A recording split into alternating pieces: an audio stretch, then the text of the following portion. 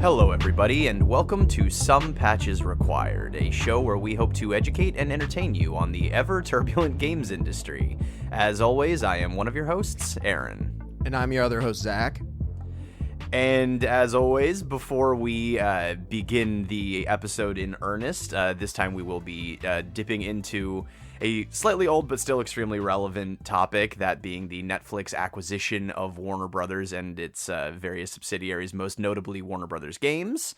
A couple of quick things. First off, welcome to 2026. I know it started without us, but here we are anyway to welcome you into the welcome embrace of a hopefully very good year. Outside of that, if you would not mind starting our year off on a very positive foot and clicking the like button on the video or audio platform that you are using to ingest this product, that would be, of course, extremely helpful. Leave us a comment down below on the YouTube version, share the episode with a friend, or as we always like to encourage, a mortal enemy. Those are all just wonderful ways for us to help grow the show, and they are all very, very much appreciated by the both of us. So yeah, please do engage with the engagement button at your leisure, but please do so enthusiastically if you don't mind too terribly. Yeah, it's an interesting thing on the 2026 note. We had the best of intentions to release something in December of 2025, and those intentions failed miserably. So here we are after an unplanned break, kind of, in 2026, and it feels the exact same as everything in 2025, baby. It's just another year of, I almost said, never mind, I'm not going to say that. Rubbing and tugging. I said it anyway. Let's go. Oh no. All right. Demonetized. So, yes. Play the demonetized song.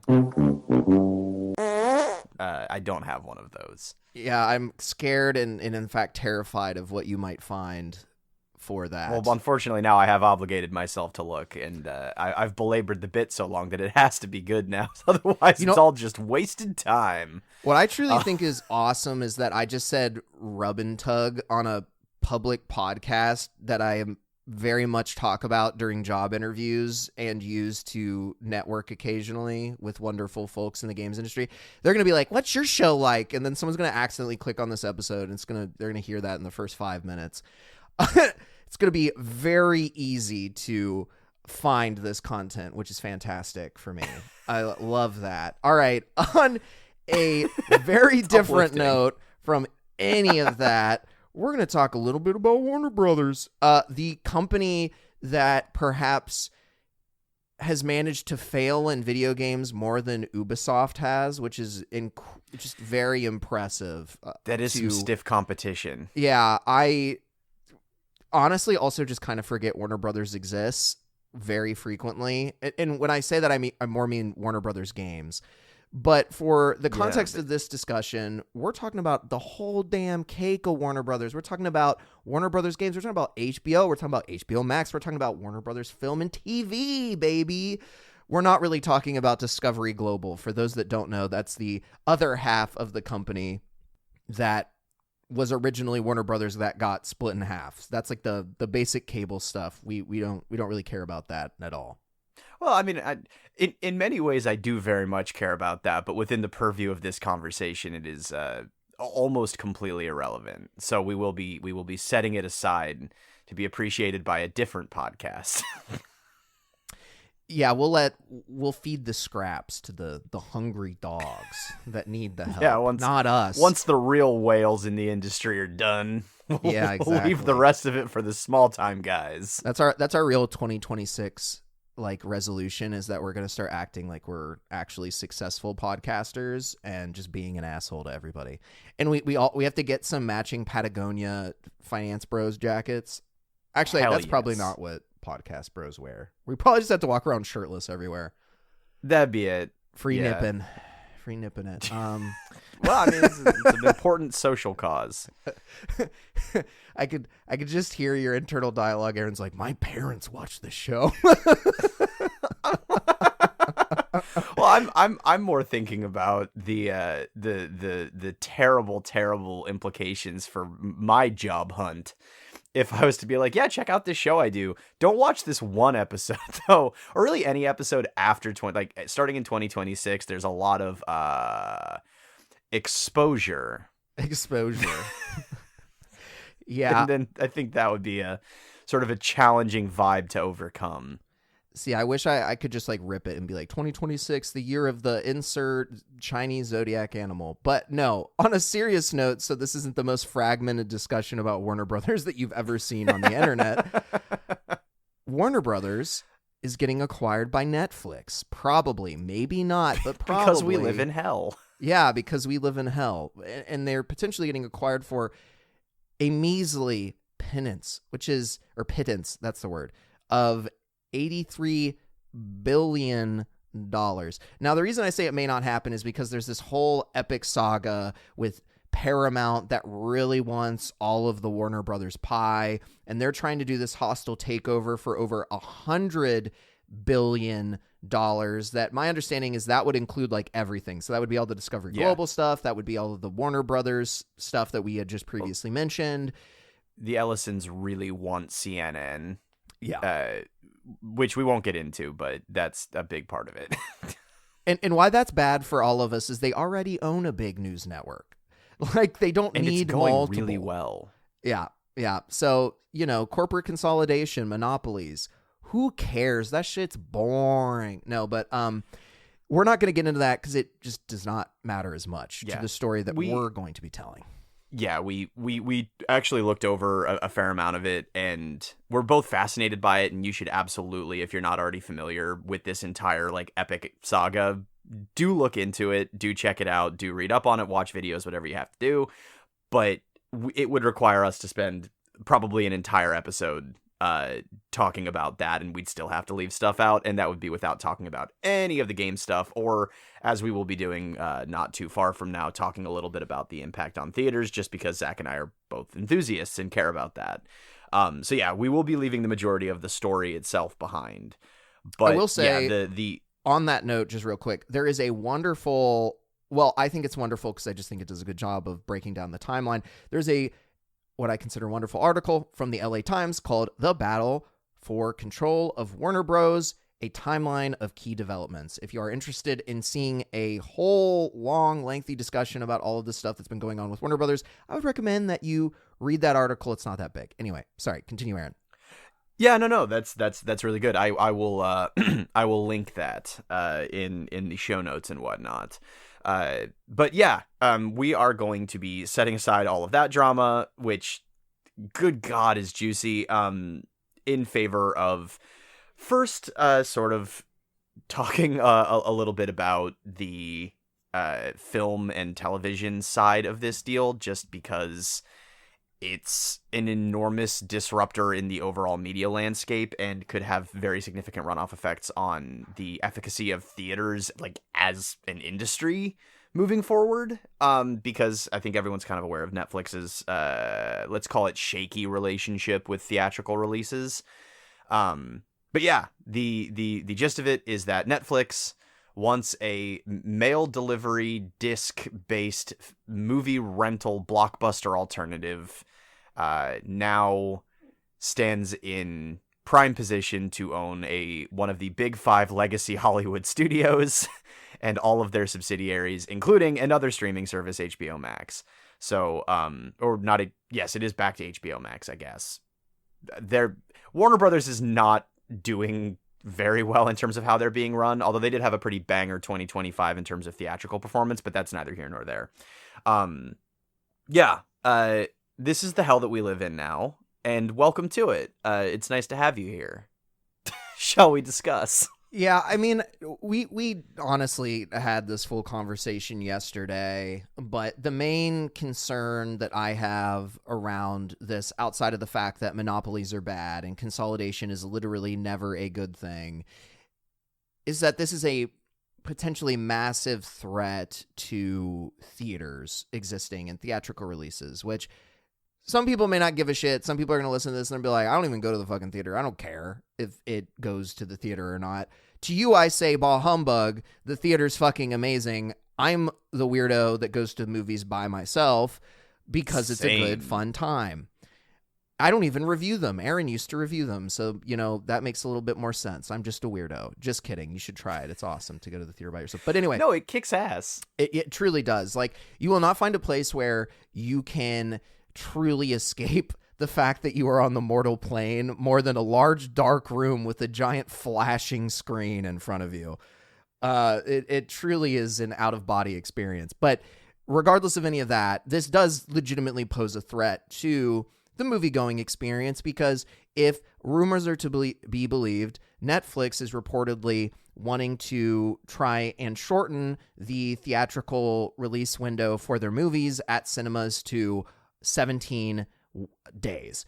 I found this article. There's a quote in it that I thought was pretty cool. It says, sources have told Deadline that Netflix have been proponents of a 17-day window, which would steamroll the theatrical business, while circuits such as AMC believe the line needs to be held at around 45 days. So we actually looked that up yesterday. It does seem like it used to actually be 90 before COVID. At least that's what you found, Aaron, if I'm correct. Yep. So we've actually already dropped from where it used to be. And then Netflix wants to yet again cut that down by about a half, a little more than a half, which is just kind of crazy to me. Personally, kind of crazy to me. Yeah, completely. I think, I mean, I am a movie theater loyalist, both for sort of practical and more esoteric reasons. But I'm also not completely blind to the fact that distribution models change, right? This is obvious. The way that home release was integrated into the theatrical release system back during the early days of home video just obviously is not sustainable anymore, because despite the fact that I still like physical media has largely been relegated to the corners of the community that are actually like enthusiasts or collectors or people who are really into special features and stuff like that. People aren't purchasing home releases anymore. They are occasionally renting them to stream and usually just waiting for them to appear on a platform like Netflix, which is why Netflix wants to shorten that theatrical window and get everything onto Netflix as quickly as possible so that people have reasons to continue to pay the ever-increasing price of Netflix. That, to me, just sucks, because ultimately it really genuinely doesn't benefit anybody but Netflix. I mean, I understand that people get salty about waiting, but knowing that the movie is eventually going to be released onto the platform, I don't understand what the big hullabaloo is about 15 extra days or 20 extra days. And, in order to juice your subscriber count, you're going to torpedo an entire industry. Yeah, I mean, that's a suitably tech industry sort of move, but it does completely ignore the artistic and experiential value of the theatrical experience, which this is going to make me sound potentially a certain way to a vast array of people who may or may not ever listen to this.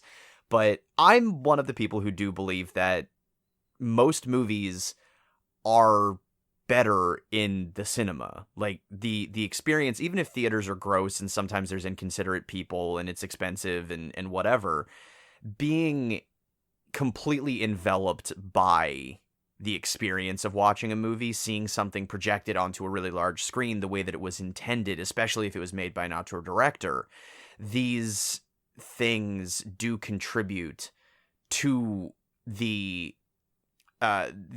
they contribute to the film feeling like a film, like an experience, like a piece of art, and not just like content. watching it at home is great. Watching it on your phone is not really ideal, but those do contribute to all of these things feeling more like products, feeling more like components in the endless stream of content that has come to colonize your time, and not the grand vision of an artist and a group of collaborative artists all working together to bring something to life so that it can be appreciated communally by a group of appreciators and enthusiasts. It's just a lose situation, in my opinion. Economically, it's bad. Experientially, it's bad. Artistically, it's bad. There's a runoff effect of all of the different ways that film production itself has been changed, and like the way that the colors are treated, the way that different like camera technology is used to make things more palatable on small screens that actually changes like the cinematic texture of the image. And all of this shit is happening because Netflix really wants you to watch fucking Adam Sandler movies on your phone. And it's aggravating and sad. Yeah, I mean, truly, I think that for me, the biggest thing is like, if we live in a world where people no longer go to the movie theater in the way that they do, or even did, right? Like, I was worried about this during COVID. I was like, oh my God, is COVID going to kill movie theaters for me? Like, I really love this experience. It's a solid way for me to de-stress, da-da-da-da-da. And then fortunately, COVID didn't do it. And I was like, thank God. I can still go to my Alamo and have a good time. But, you know, here we are again because there is no God and I must always suffer. And this question is coming back up. And truly, I think the biggest thing is like there are so many things in this world that are pushing us to just not exist outside of our homes, exist outside of our technology. And some people may get kind of eye-rolly here, but I'm a big proponent for third spaces. And I would not say that the movie theater is a third space because definitionally it is not. You have to pay to go to the movies, so it can't really be a third space where people can just hang out. But I do think it is important to have external spots where people meet to have fun and enjoy themselves and interact with others. And I think, too, one of the cool things about movie theaters is if you are a little bit more introverted, there's no expectation that you hang out with other people. Heck, you may just go to a relatively empty theater, but you're still leaving the goddamn house, which I think is like very, very, very important. I don't think like I can oversell how important I think that is in this modern day and age, just to have these places to go. And if Netflix just kills it so you can do the same thing from your bed, it's just shitty to me. I think there's like some things, it happens in video games where people will like streamline mechanics to make the user experience better, air quotes, but that I think you like lose something typically, or you can lose something from the game. This is like the real life version of that, of like, we're going to make it so easy on people so that they don't need to socialize.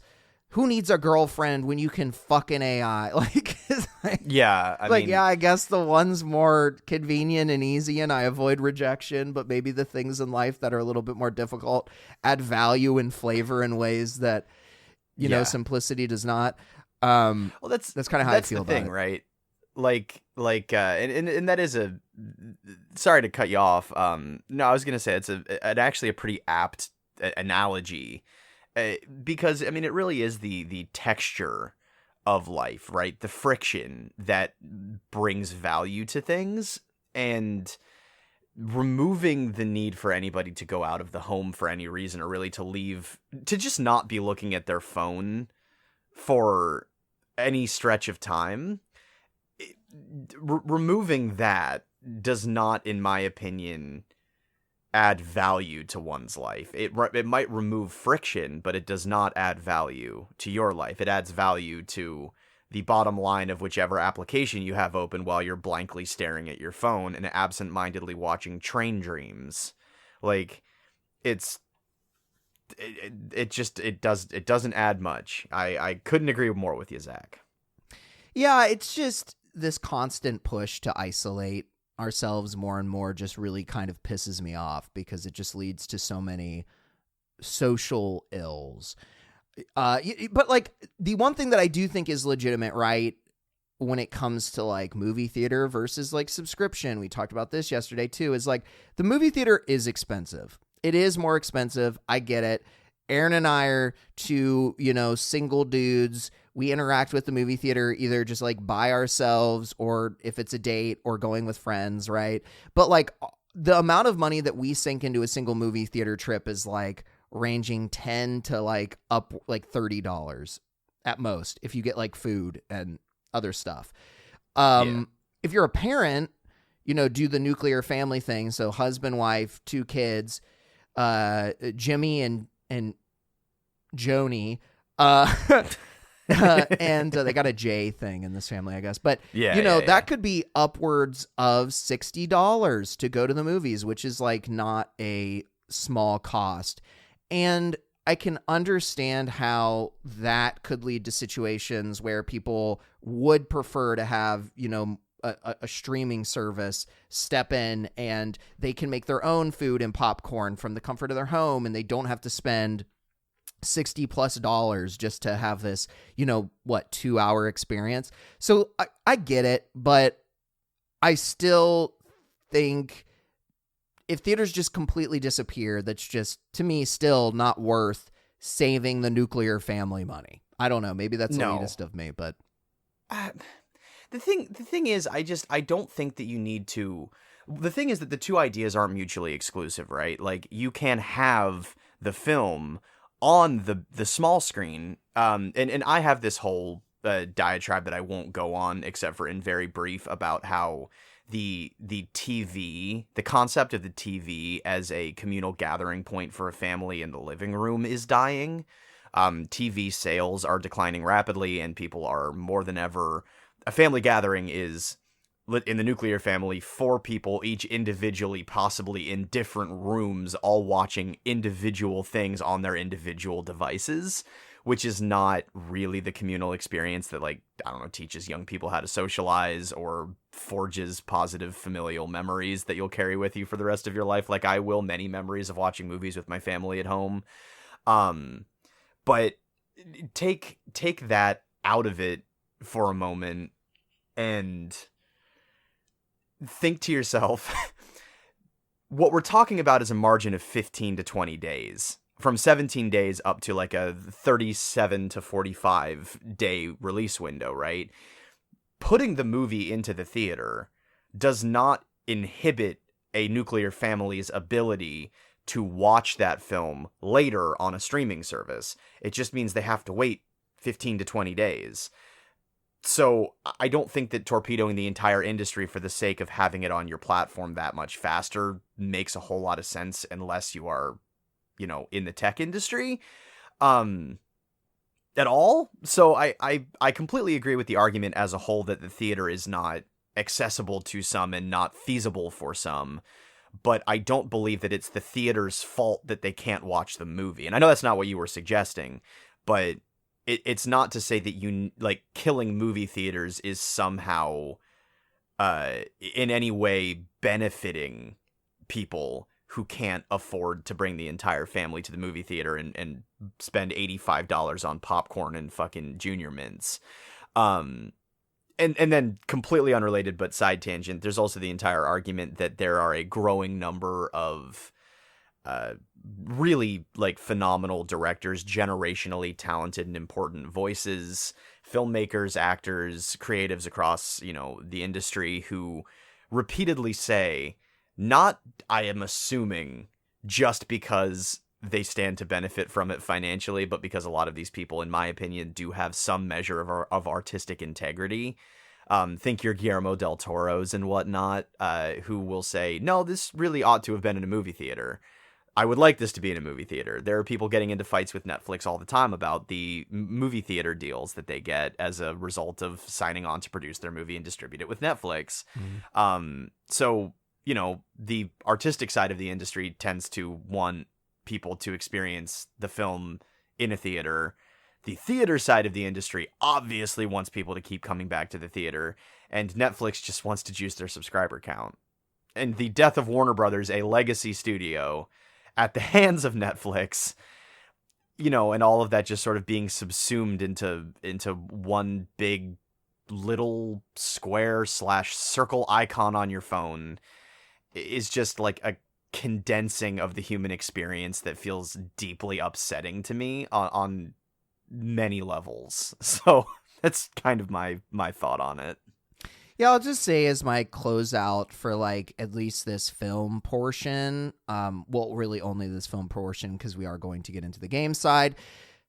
It is very funny to me that what is considered largely to be the like premium streaming service, being HBO Max, is now going to be associated with Netflix, which I would argue is maybe is the Walmart considered $5 bin. Yeah, like the Walmart $5 streaming service. I mean, obviously they have some shows that like are pretty high budget and like solid. Like I don't remember if was it Dark that was like the German kind of Stranger Things, and then there's Stranger Things, obviously, and like they've had shows on Netflix that they've produced that are like pretty fairly high budget, like compelling stories, whatever. But by and large, I feel like Netflix is kind of just like the bargain bin, especially because we've seen like Amazon kind of step up their game and like Apple certainly step up their game with like Severance. And I think there's a show on Apple called Silo that I haven't watched, but I've had Silo is pretty good. Yeah, I've had now people there's Pluribus.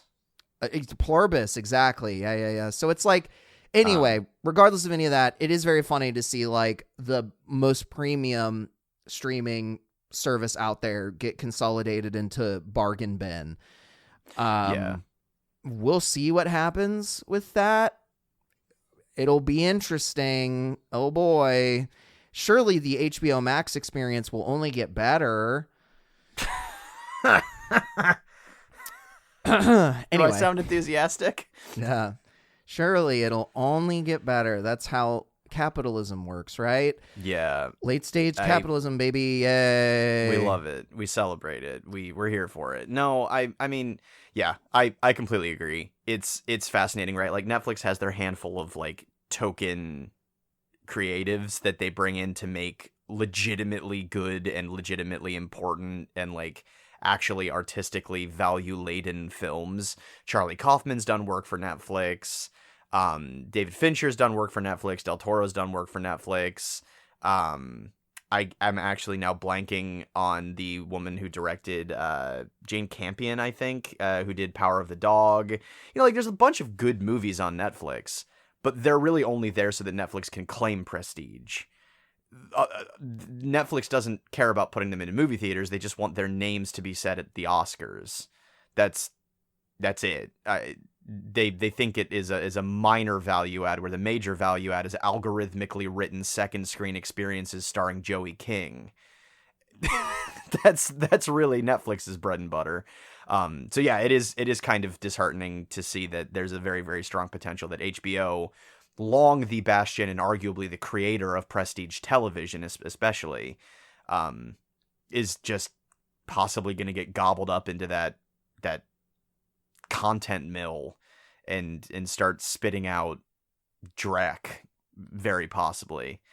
You know, how many years till it gets all wrapped up into the Netflix app and HBO just becomes Netflix? I mean, late stage capitalism. Yeah, we'll see what happens with that. I almost feel like they're going to want to keep it separate to some degree because they're going to want to try and charge you more for that high quality content. I could be completely wrong, possibly. But yeah, I almost wouldn't be mad about that, to be honest. Yeah. Well, so on the note of slop and Netflix producing slop, Netflix produces a lot of kind of like slop in the game space. For those that don't know, Netflix is attempting actively to some degree to kind of like find its way. Than in the past. Sorry, what'd you say?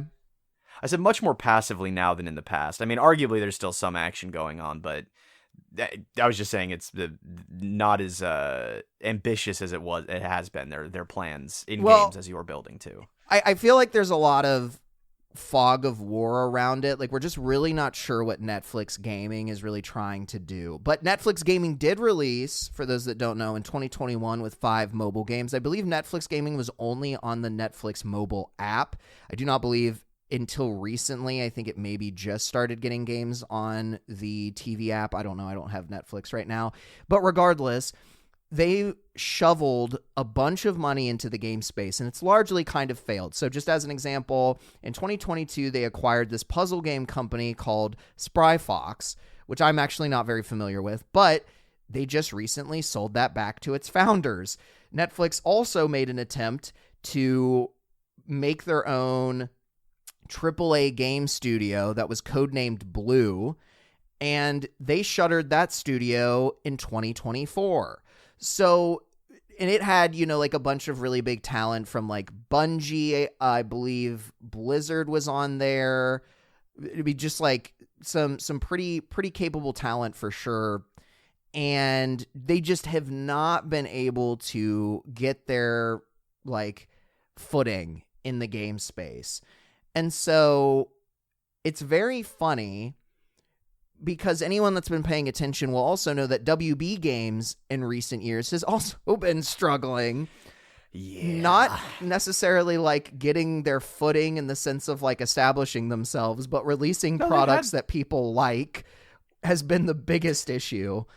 With like the Suicide Squad being kind of hot dookie. I mean, really the only game that they've sold recently that's done well is Hogwarts Legacy. And I would argue a lot of that game's success could be due to political rage baiting. Now, I only mostly say that because I've played the game, and it is boring as sin. Like, I'm sorry. I'm also maybe not the target audience. I'm not a huge Harry Potter fan, whatever. But it is not that good of a game. I do have to wonder how much of it was just political rage baiting, like sold this game and did so much for this game from a marketing perspective, because it is truly not, I'm sorry. I'm so sorry, but it is not deserving of critical praise.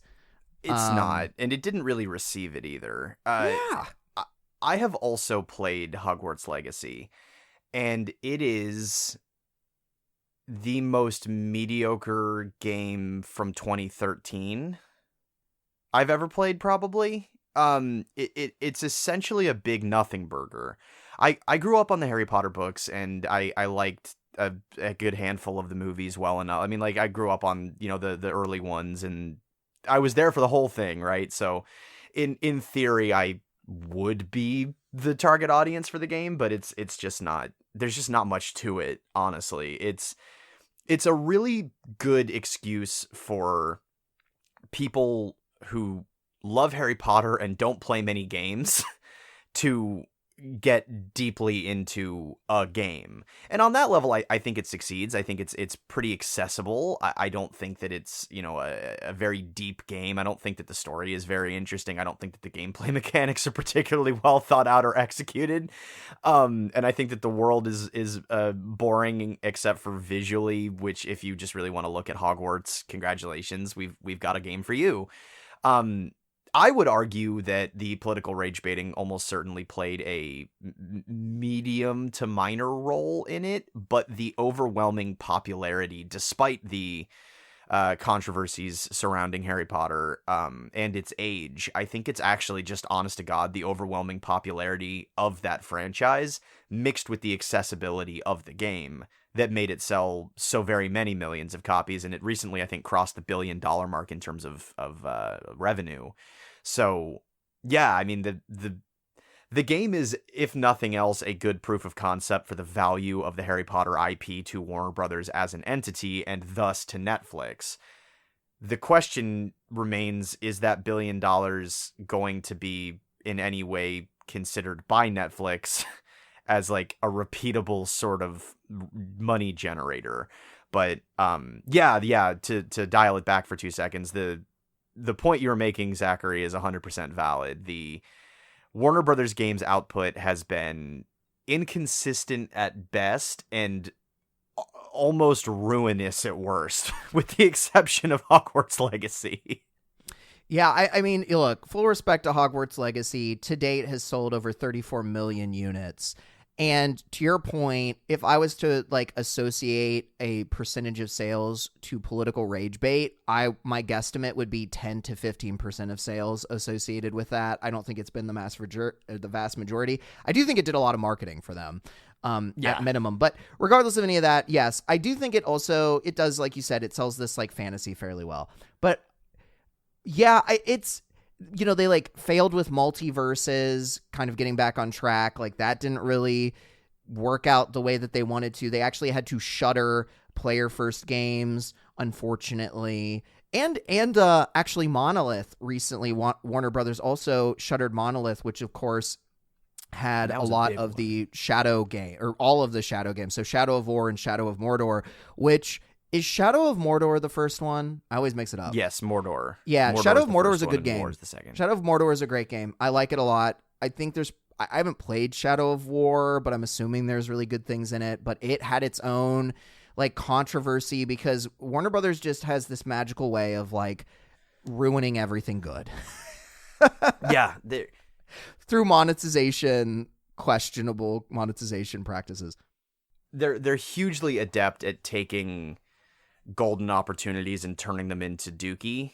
I mean, you can look at there was a bunch of monetization controversy going on with Shadow of War.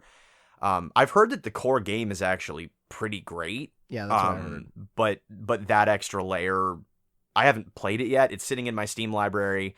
I bought it on a sale about a year ago, and I just haven't gotten to it yet. But yeah, I've heard the core game is good, but the monetization is a really rough sticking spot for a lot of people. And Warner Brothers is obviously fairly aware of the fact that a lot of their games are those sort of one-off success stories, by which I mean a purchasable game that someone can buy and enjoy for only the price of a game, not games as a service, which is why they then tried to make Suicide Squad Kill the Justice League instead of any other game that would follow the Rocksteady format and lean into what Rocksteady was A, good at when they started making Batman games, and B, had only gotten better at by the time they finished Arkham Knight. They were on a hot streak. All three of the Arkham games are great. I'm excluding Origins because that one was developed internally at Warner Brothers at a different studio, and it is noticeably less good. But yeah, Suicide Squad Kill the Justice League was just like this repetitive, grindy, underbaked, overproduced fucking nightmare of a game. It flopped so hard that I think it had only been out like 6 months when I think I picked it up on Steam for like $1.29 or something like that. What a deal. Yeah, and I mean, it was almost worth it too. But yeah, I mean, so I think to put a cap on my side of that, yes, Warner Brothers Games has not exactly been hitting homers, with the exception of the financial performance of Hogwarts Legacy. And to quote, Bellular, our buddy Michael, we're not buddies with him. He doesn't know who we are. But regardless, to quote him, it truly is kind of a match made in hell of these two game entities that do not know how to run a functional, overall profitable, respectable game business. And so it'll be very curious to see what happens, because Netflix has continued to shutter any like meaningful effort to dip their toe into the game space outside of these like really cozy, simple, often AI generated mobile games that they've been making. Yeah. And they just acquired, candidly, some pretty good studios and some pretty respectable properties. I mean, you mentioned the Arkham games, certainly all the DC stuff that they could do.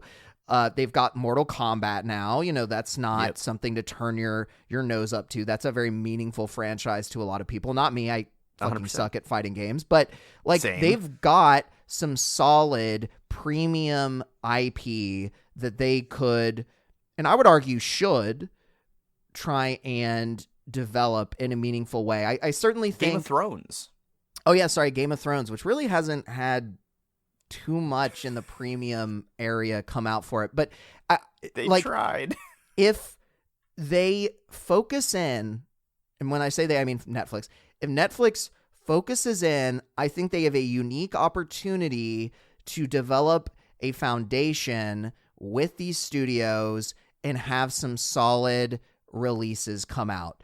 That requires them to not think about money in the short term and actually solidify themselves as a player in the games industry, which is hilarious because I don't think they'll do that. I think they're going to be massive assholes and follow the normal capitalist bullshit and just like try and find some way to like egregiously monetize this along with like Netflix in some incredibly stupid way.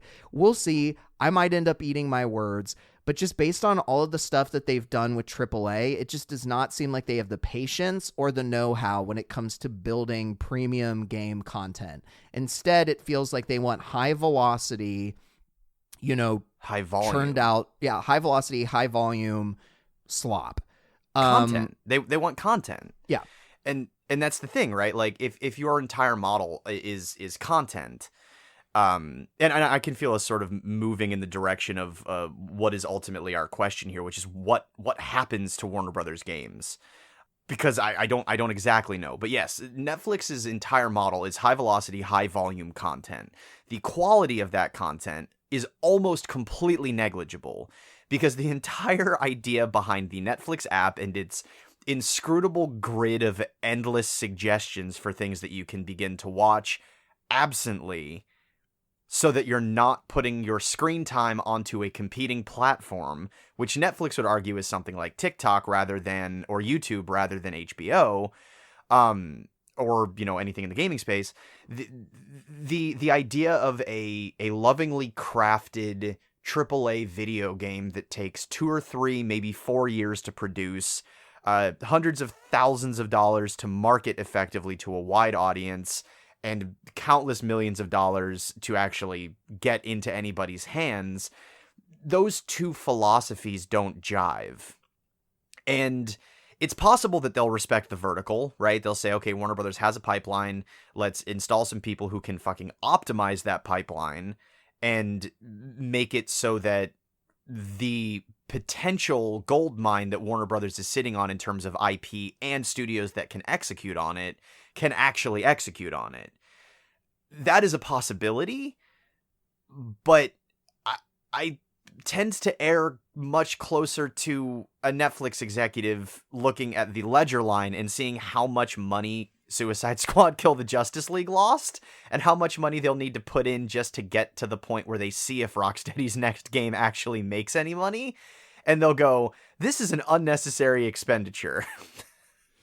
Yeah, I mean, I think the big thing that a lot of people are kind of becoming more privy to, and the dynamic might be shifting. I think I saw an article that maybe people are going a little bit more to long form content again, which please, dear God. But regardless, all these should be so lucky. Yeah, we could be so lucky, but sadly we live in hell. So everyone's competing with these short form video platforms. We're talking about like Instagram Reels, we're talking TikTok, we're talking about YouTube Reels or Stories, whatever the hell they're called. Shorts, thank you. I just completely whiffed on all of that. It's beautiful.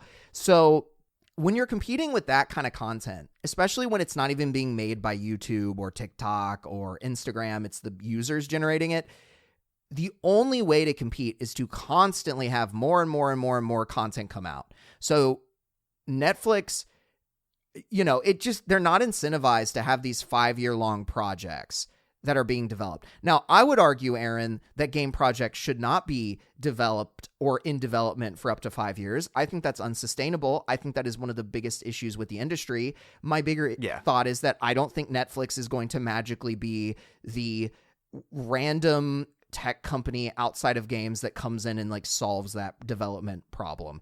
I don't see them doing that. I see them, if anything, being a follower and looking at everything and being like, well, we can't afford to have a 7-year-long project in the Arkham universe or whatever. And it's like, it doesn't need to be that big, guys. Like, you don't have to make multi-year-long projects.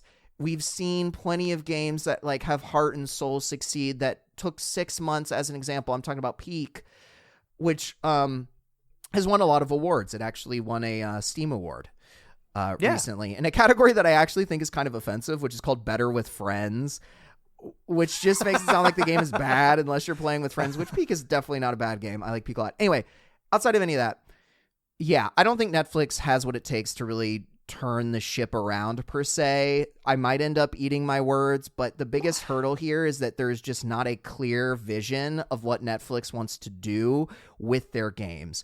The clearest vision that we have is that there still is Netflix gaming. It's still a thing, so that's kind of positive, I guess. According to a Belliar video that we watched, 1.1% of Netflix users in 2022 were on Netflix gaming, so it would be roughly 1.7 million daily active users, which is certainly a lot of people.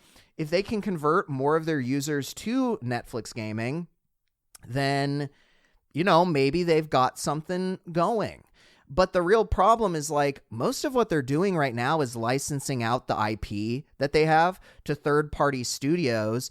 They could just do that with Lord of the Rings, with DC, with Game of Thrones. And then if they do that, I mean, it's cool that other people may have the opportunity to develop games in those worlds that didn't when it was under Warner Brothers as its own distinct entity. But that's not, I don't know. Depending on how you look at it, it actually could end up being a better case than them just making shitty games in those worlds. I think it would just sting if you don't get your Mortal Kombat from NetherRealms or you don't get your Arkham games from Rocksteady, right? Like, I think that's really the question is, like, what happens to those studios even if the IPs live on? Yeah. I think the obvious answer is that the studios under Netflix ownership would get closed and then the IPs would be farmed out to people who can make considerably lower effort, lower investment games that can be translated to, your Fire Stick remote as opposed to a controller. I think that's kind of a grim future to envision. In my opinion, there's potentially possible good things that could come from this. One being that Netflix, now sitting on an IP treasure trove and with access to a fleshed out AAA video game development pipeline, takes the opportunity to allow those games to breathe, right? And then they could even do something interesting along the lines of leveraging their position in streaming, especially as game streaming technology becomes more, fleshed out, capable and accessible to people as internet speeds tend to go up.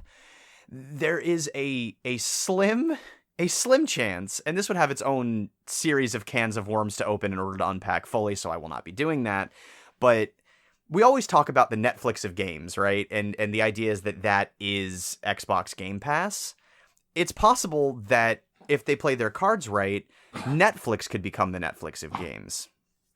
And that would be something interesting at the very least, right? Where the games that they release are housed on their streaming platform and released, for actual, like, purchasable money, at which point Netflix's value to the consumer would go up, right? If you have access to the next Rocksteady Arkham game on Netflix just by virtue of being a Netflix subscriber, that's a pretty compelling sales pitch, all things considered. I don't think they're going to do that. I don't think they're going to build out a robust game streaming service and then fill out a library with original games that people actually want to play for hours and engage with and, the way that they would have on a console. But there's a slim possibility of it. I think much more likely what you're saying is that the IPs kind of get freed from their individual studios and they get licensed out to make AI generated low effort, low engagement, comfort garbage that can be digested in the way that you're meant to digest Netflix content, which is as content, as disposable content, as something with the value of a 45-second TikTok. It's to be consumed and discarded. Your time spent successfully on their platform rather than a competing platform, mission accomplished, ad revenue earned, subscription dollars saved. And I don't know. I think one of the most telling things, and it's kind of wild that we haven't brought this up yet, is that we do have very little to go on in terms of what Netflix's strategy with the Warner Brothers games might be, but we do at least know to some degree what they think it's worth, which is nothing. Because there have been quotes that have come out, and the people involved in the Netflix co-CEO, I believe, said that in that, $80+ billion valuation for Warner Brothers, the games division did not have any impact on that valuation. They considered it to be of no material value to the overall purchase bid, which is, I would say, at best, disheartening. And apparently the entire pitch deck only mentioned games twice. But again, not in relation to value. So we have that to work with at the very least. It is, yeah, I don't know. It's wild to me because it is clearly worth something. Like, to suggest that it's not worth anything to me is like so disingenuous, no matter what, like how much of a dumpster fire it is, because the IPs and some of the studios that they're buying are worth money. There are publishers that would buy Rocksteady and NetherRealm. I can almost guarantee you. So just like suggest that there's no value there. I don't know. I think that it's kind of just a sweet deal that they were able to grab. So that's why, like, certainly public facing, it adds a lot of like obscurity and lack of clarity. But like, I almost wonder if they just kind of managed to sneakily get WB games for free and then nonchalantly be like, yeah, it's not worth anything. They're not that cool. And then they actually do have plans for it. So, it's hard to say. Part of me doesn't necessarily think, to your earlier point, that they're going to shutter Rocksteady and NetherRealm and some of these other studios, because they did just make this purchase. And I mean, in December, I found an article, they were talking about it, of this basically metaverse avatar creation company called Ready Player Me. And based on the article, did you say bad name? It's a bad name. Yeah, it's weird because you expect it to be one thing and then it says me, which, like, I get it, but it does kind of take you out of the flow state with the name. But regardless of that, they did purchase this company, and it seems like the purpose of it is that they want to have these avatars tied to your Netflix account that can go cross-functionally across all these different Netflix games. My gut feeling, and I mean, I don't know, maybe that's for like these cozy mobile games that they make, but most of the cozy mobile games they make are these like 2D kind of crappy things that I've seen. I feel like they've got to have some kind of greater ambition if this is what they're looking at. Like, this to me screams that they want to try and compete with like Fortnite in some kind of a way. And as it stands, they have no way to do that. No. Yeah, I truly just, like, these purchase moves are just very strange. Between saying that WB Games had like no part in the evaluation, to closing down all of these AAA studios, to buying this Ready Player Me company, like, they're just all over the place in their decision-making process. And to me, all of this signals like different initiatives that are conflicting potentially. But who knows? Maybe they think they can just work with these pre-established studios and that'll be easier than building their own thing out. I don't know, but I would say I would not be surprised if we see IPs from these studios being sold out in like third-party licensing deals in the future, because that is certainly something that they know how to do. They've been doing it. They've been having some level of success with it. It won't pay out as well for them, but it will de-risk the game situation quite a bit. Yeah. Which, we got to de-risk. Hell yeah. Well, don't take chances on art. I mean, like, I understand the purpose of de-risking. It's not an inherently bad thing, but I don't know. I can't. There has to be some middle ground between an unsustainable 10-year dev cycle that costs $700 million and burns out half the employees who are just going to get laid off after the game ships anyway. There has to be some middle ground between that and I want to make this abundantly clear. I am not lambasting any studios that have worked on Netflix games as license deals. If I had a mobile studio and I was contracted by Netflix to make a game based on Adam Sandler's ridiculous 6 or whatever the fuck, I'd take that deal 100% and then make it to the best of my ability. And if they accepted it and put it out, I'd feel great about that and put it on my resume. I'm not trying to diminish any of the work that gets put into those games. The stuff that's been, really touched by AI, I think we can be a little bit more harsh on. But, what is the ultimate value add to any actual consumer? It's just another thing to eat your time.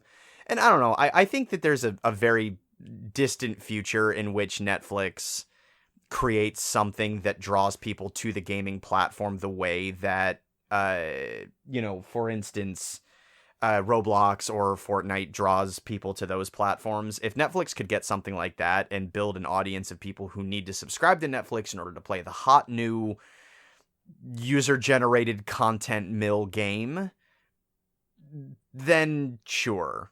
You know what? Good for them. Maybe Warner Brothers has some technology that will help them with that, but Warner Brothers has not had a good track record with live service games, even a little bit. So I'm kind of doubtful that the infrastructure is what they're after here. Well, I mean, I think the thing that I would end on, if I was to make a recommendation, would be if this deal goes through, which again, it might not, and arguably Paramount could be the worst place for all of this to end up going. Uh-huh. We don't have time to get into that, but it could. My recommendation would be they're getting access to some incredibly deep, incredibly passionate, at least from like a fan base worlds. We're talking Harry Potter. We're talking Lord of the Rings. We're talking Game of Thrones, etc., right? And we have seen situations where worlds like that are a prime candidate for this cross-media kind of promotional stuff. So like as an example, the new season of the Fallout series has been releasing, right? When the first season came out, we saw massive sales for the Fallout games. My assumption would be it can go the other way. If you make video games in worlds for series that you have that are good fits for video games and kind of further exploring that world, you'll probably see people want to ingest and interact with that world in more ways than just video games. What is that way? Well, it's probably going to be your TV show. It's probably going to be, whatever content you've got on your streaming platform. And so I think that they do have an opportunity to do that cross-media kind of project promotion. I think they just need to be smart enough to know which IPs are a good fit for that and understand that like people that want to play the Love Island game may not convert into like Love Island watchers or, well, actually, I don't think it's Love Island. I think it's like The Ultimatum, all these, random romance bullshit that they've got, right? Like, yeah, in my mind, those are not the best ways or the best IPs for like converting people. I think it's these like Harry Potters, these Lord of the Rings, these Game of Thrones games. That's how you get people to want to engage more deeply, is by using these IPs where there's a broader world that people want to explore more. Not these like gimmicky dating games. I mean, I don't know, maybe it works, but my gut feeling is it does not convert in the same way that like these more developed worlds and fantasy and sci-fi, etc. do. So that would be kind of my recommendation to them. Again, that would require them to be more patient and to actually try and work on meaningful premium products. I am hesitant to say that they will do that, not even just because of their history of kind of failing to do that, but because other big publishers are failing to do that. Why would I expect Netflix to not fail in the same way? Yeah. I mean, honestly, I think that's a pretty decent summary of things. Just that last little nugget there. Why would I not expect Netflix to fail in the same way? Yeah, I don't know. My gut instinct is telling me that overall, and it's not to say that there's really any net positive result from a big corporate consolidation event like this. But I would say overall, Netflix in specific, and almost, I mean, certainly Paramount as well, for different reasons, mind you, but certainly as well, there is almost no discernible positive in this deal. We've got the sort of smushing together of Netflix and HBO in terms of prestige television. We've got a massive shift in the theatrical release landscape. There is every potential that this deal could spell doom for theaters as we know them. I don't think it'll spell doom for theaters entirely. They just may have to be creative and come back in a different form with a different format that tries to sell you on a different experience, because 17 days just ain't that long, all things considered. And if they can get away with 17 days, they're going to get away with 15 days and all of these other things, right? So there's just no positive there. And then in terms of the game space, I think aspirationally, there's a lot of things that we could hope for. But realistically, I think the best thing that we can hope for is a maintaining of the status quo, followed by brand integration, which, sure, I guess it doesn't really matter who owns Batman. But or Harry Potter, but I think in terms of what Netflix's strategic goals are as a company, I don't see a way in which Warner Brothers Games elegantly aligns with those. So I am worried for the talented developers who have been struggling alongside Warner Brothers Games for these several years. And, what this acquisition deal may mean for them in the long term.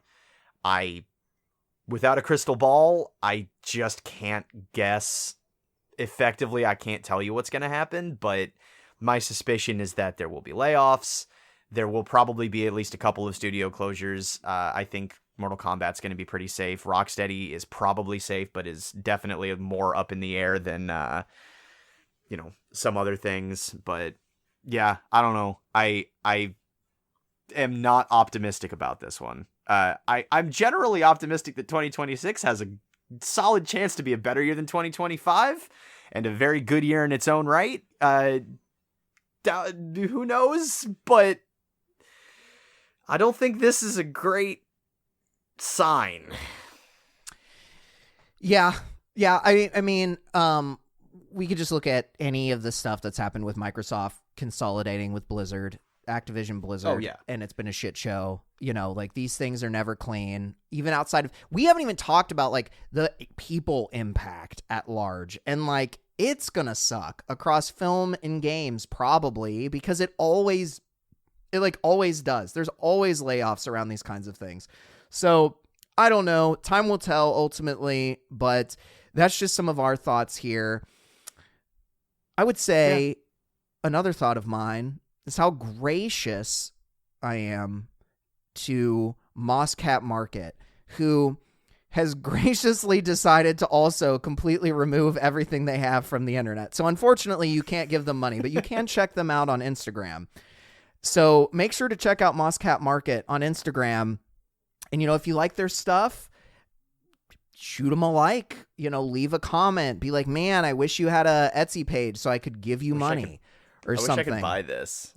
Yeah, maybe not DM them. I don't know. I don't want you to harass my friend, but giving people money is cool, especially for the cool art that they make. But yeah, that's Mosscat Market on Instagram. Yes, indeed. And then similarly, I would like to very much thank Beach Girl for providing us our wonderful intro and outro music, which is still the most sonically pleasurable part of editing this podcast. You can find some music that Beach Girl has done. Their online footprint is a little bit smaller than maybe it was when we started the show, but you can still find some of their music on Spotify, Bandcamp, SoundCloud, YouTube, Spotify, just about anywhere that digital music can be found. You can find some Beach Girl. And you can also find some music that they make under their other name, Electric Guitar, which is admittedly a bit of a harder search on an SEO front, but well worth it if you can find the music. So do feel free to check them out. I encourage you to do so because it's good stuff. And with that, we have to say adieu. But I hope you have a great rest of your day. Thanks for tuning in, and we will see you on the next one. Bye, everybody. Yes, indeed. Goodbye.